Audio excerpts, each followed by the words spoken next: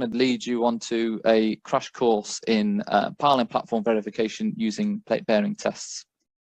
So what is a test? Well, the plate bearing test is essentially trying to model as close as we can the loading that that pile mat is going to be put under when the piling rig is going to be operating on there. So that's what we're trying to do. So we use some kentilage, an excavator or a small piece of plant in the pile rig, and we're going to put a plate under there and push off from that kentilage into the mat to a certain pressure to see how that mat performs under that load. Why are they important? Well, they're necessary to verify the design and construction of the mat and bring it into use, because no mat should be used without having been tested and approved beforehand. How many tests to carry out? Generally one test per 400 meters squared or so. Sometimes more, sometimes less. It depends on how similar the ground is and the size of the platform as well, how extensive the platform is. The number of tests will be specified on the designer's working platform certificate. And where to test?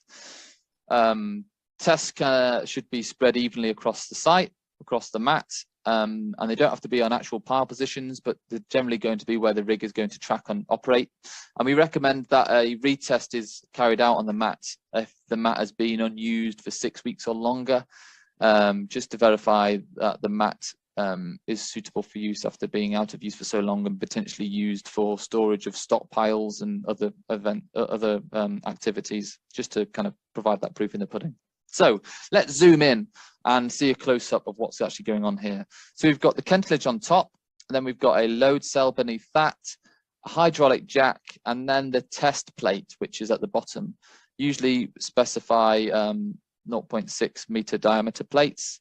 And underneath that, we've got sand bedding just to make sure that the plate has an even bedding onto the mat, and then the mat itself underneath that as well. This little rig that you can see set up there, that measures the settlement that is occurring under load. So if we look at the kind of results that we are expecting on here, so we've got a couple of great examples, and we're generally looking for less than 10 mil settlement under the track characteristic loadings, and a linear relationship between load and settlement. So essentially a relatively straight line that we can see there. Here's another result, which is a really great result that we had on a chemically stabilized mat constructed over that poor soil.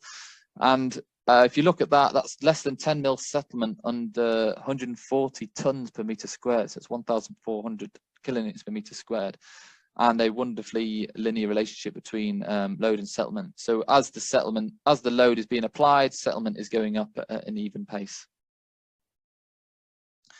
And so testing to the right pressure is very important. It must be specified as part of the design, and what we're trying to do is replicate the loadings from that pile rig as close as possible, and therefore we need to replicate that same pressure bulb. The influence zone of the pressure bulb increases with the load width. So we can see here that we have a 1 meter wide track, a 0.9 meter wide track, and a 0.6 meter diameter plate. If the plate was loaded to the same pressure that is expected to be beneath the track, then the equivalent pressure at depth, it wouldn't be representative. We therefore must increase the plate pressure so that we get the same pressure at depth as we would from that pile rig track. And this is really important when we're looking at weaker soils at depth, because how much greater the pressure needs to be varies depending on the track width, but it can be as high as 3 times the track pressure for a 1 meter wide track. And here, this plate bearing test shows that the upper layers here were really stiff, but then when that stress begins to increase in the softer layers, lower down, as in due to that pressure bulb, then the settlement begins to increase at a higher rate. And that's when we really see the true behavior of how that mat's going to perform, and not how that looks at the very start, where it's very, very stiff. As a comparison, here are some poor results. So we've got test A, which is a homogeneous soil. So that's a soil that's generally the same as through depth, but it's been generally compacted poorly. at depth, because the settlement's getting worse at a pretty constant rate. Test number B, we've got soft upper layers, but then it tends to stiffen up, and the lower layers are a lot better there, as you can see in the chart.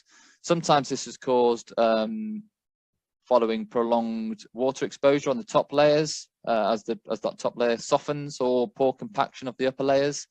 A test result like this can usually be rectified by further proof rolling and compacting that upper layer.